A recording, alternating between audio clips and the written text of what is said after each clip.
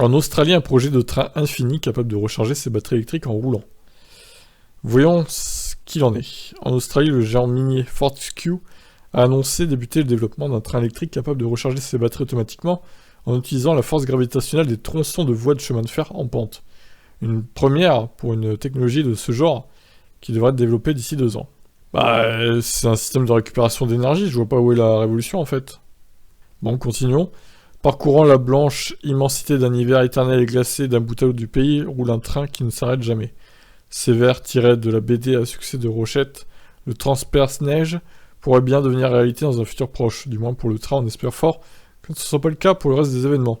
Grâce à l'entreprise australienne Fortescue, spécialisée dans l'extraction et le transport de minerais de fer. Le groupe a annoncé au début du mois avoir mis en place un plan de 50 millions de dollars pour développer une technologie inédite qui équipera l'Infinity Train, le train infini des batteries électriques régénérantes. Le projet est développé en partenariat avec Williams Advanced Engineering, que Fortescue a racheté en janvier dernier et devrait arriver à terme dans 2 ans. Concrètement, ce que propose le géant minier, ce sont des batteries capables de se recharger elles-mêmes en utilisant la force gravitationnelle des trains chargés sur les sections en pente du réseau de chemin de fer de l'entreprise afin de supprimer le temps de recharge inévitable à l'utilisation de telles technologies électriques. Objectif : baisser drastiquement les coûts d'une opération et de maintenance et entamer une sortie du diesel qui devait être totale d'ici 2030.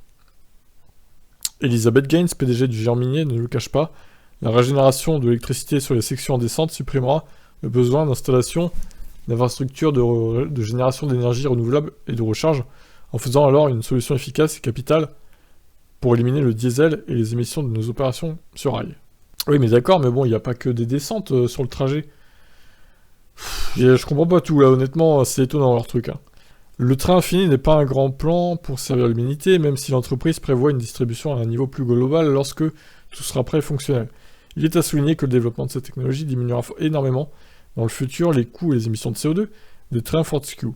L'entreprise dispose en outre d'une flotte impressionnante de 54 locomotives pouvant tracter chacune 16 wagons et transporter en tout quelques 34 400 tonnes de minerais de fer sur tout son réseau de chemin de fer. Ça demande des millions de litres de diesel par an. En témoignent les 82 millions de litres rapportés sur l'exercice fiscal 2021. D'autres entreprises australiennes ont aussi commencé à développer des trains de transport électriques, comme BHP ou Rio Tinto, mais la technologie de Fortescue est bien unique pour ce secteur. Très bien.